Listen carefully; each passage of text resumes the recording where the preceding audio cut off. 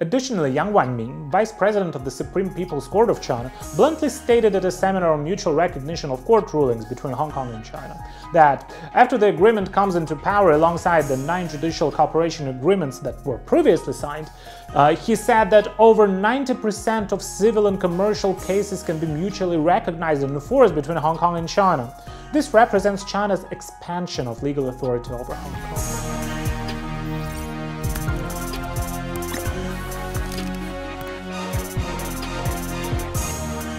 Hi everyone, this is Stan, your favorite Polish Taiwan YouTuber. Hope you're having a great day. Welcome to today's show.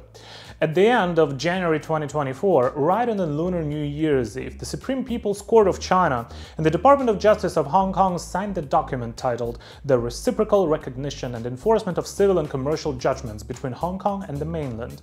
The agreement came into effect simultaneously in China and Hong Kong on the day of signing. And the fact that it got signed so quickly immediately sparked discussions in the international community. Although the Department of Justice in Hong Kong promptly stepped in to put out the fire, stating that it is for the convenience of the people and for the reduction in complexity of procedures requiring the litigants to repeatedly file the same lawsuits in China and Hong Kong. They also claimed that through this arrangement, legal and time costs will be reduced, providing convenience for enterprises and ordinary citizens seeking to resolve disputes related to China. The statements seemed to be very considerate of the public. They even said the following to calm everyone down. The court rulings from China do not automatically take effect in Hong Kong. The application for enforcing the court ruling should be initiated by the parties involved. The court ruling must first be registered in the Hong Kong court, where the parties can present their evidence, ensuring a fair process. Of course, Hong Kong people used to live in a free society. The CCP cannot lie to them the same way they lie to the Chinese people. Things have to be said in a very appealing manner. However, it's already widely understood worldwide that the Hong Kong government is essentially a puppet of the Chinese Communist Party. As the saying from Stephen Chow's movie goes, all the referees and their assistants are my people. 仲有球證、旁證、足協、足總、足委，全部都係外人，點同我打？ Many people have begun to question whether Hong Kong's judicial independence can withstand challenges from the Communist Party.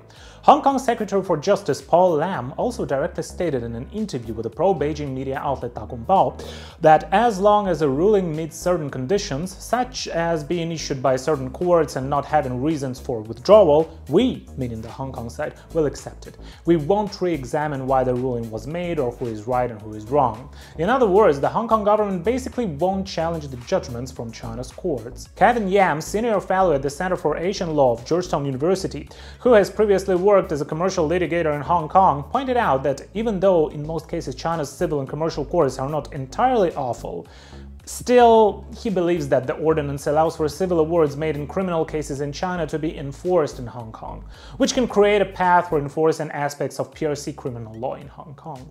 Mr. Yam himself is currently being wanted by the Hong Kong police for criticizing the national security law and supporting the pro-democracy movement. Additionally, Yang Wanming, vice president of the Supreme People's Court of China, bluntly stated at a seminar on mutual recognition of court rulings between Hong Kong and China that after the agreement comes into power alongside the 9 judicial cooperation agreements that were previously signed, he said that over 90% of civil and commercial cases can be mutually recognized and enforced between Hong Kong and China. This represents China's expansion of legal authority over Hong Kong. Moreover, legal professionals familiar with the situation on the ground in both China and Hong Kong have pointed out to Radio France International that the greatest concern about the mandatory enforcement arrangements between the courts of China and Hong Kong is the potential spread of the corruption prevalent in China to Hong Kong. They indicate that apart from cases involving politics, instances where bribery influences favorable judgments in general civil and commercial cases do exist. There are even cases where senior judges of the Supreme People's Court have indicated that if they receive a bribe lower than what lower courts might have accepted, they would deliver a favorable ruling. Still, it was only for the cases that didn't get much publicity and if compensation amounts involved are not too high. The result is that both parties in litigation pay significant sums of money in bribes. Previously, these cases were widely spread in China, but in the future, if enforcement occurs in Hong Kong, the amount of bribery is expected to be even higher. At that point, parties may have to pay both sides, and the costs involved would be even heavier.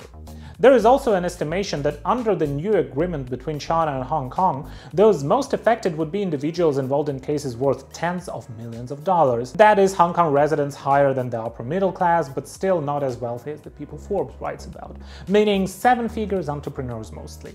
The cases involved in the super rich are already considered political and wouldn't involve such corrupt practices. As for the cases involved in hundreds of thousands of dollars, mainland courts wouldn't risk bribery for such small amounts. And according to the interviews conducted by The Guardian with professionals from the financial and legal sectors, Andrew Collier, managing director of Orient Capital Research, believes that the new legislation further erodes the differences between the legal systems in China and Hong Kong. Both wealthy individuals in China and foreigners have long been concerned about their personal security and security of their assets in Hong Kong. And the new agreement between China and Hong Kong may prompt more people to consider living in Hong Kong and relocating to other Asian and Western countries. The Guardian also cites data from the Hong Kong Securities and Futures Commission, which shows that Hong Kong's managed asset size was 3,912 billion in 2022, a 14% decrease from 2021. This indicates that many wealthy individuals, including Chinese citizens, no longer see Hong Kong as a place where they can safely keep their assets away from the arbitrary confiscation by Chinese authorities. So now in Hong Kong, basically only the enterprises originally doing business in China will remain, because Hong Kong self-governance has basically disappeared after the establishment of this so-called new arrangement. At the time this arrangement was introduced, the Hong Kong government was also preparing to enact a new round of national security laws in 2024, including legislation to enact Article 23 of the Basic Law, which may include strengthening legislation on espionage to increase control over foreign entities by the officials. Since the anti-extradition bill protests erupted in Hong Kong in 2019, with over 1 million people taken to the streets in opposition, those protests were sparked by the Hong Kong government's push for the extradition bill to China. It has been deliberately defined by the Chinese Communist Party as a color revolution, intended to seed division between the people of Hong Kong and portray the protests against the CCP's attempts to undermine Hong Kong's judicial independence as incited by external forces. In 2020, Beijing bypassed the Hong Kong Legislative Council and immediately enacted the Hong Kong National Security Law, listing 4 offenses including secession, subversion, terrorism, and foreign interference, with the first 2 overlapping with the forthcoming enactment of Article 23 of the Basic Law. The Hong Kong National Security Law has now been in effect for 3 years.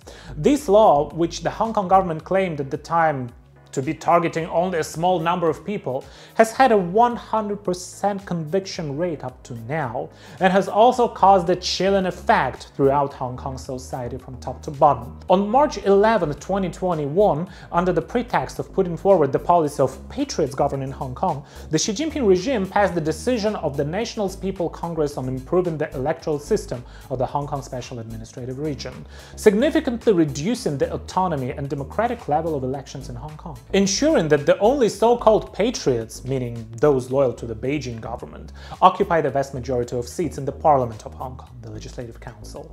On May 27th of the same year, the Hong Kong Legislative Council passed the Improvement of Electoral System Bill. From the above context, we can see that the CCP is indeed gradually strengthening its control over Hong Kong's administration, legislation and judiciary, and depriving it of its self-governance.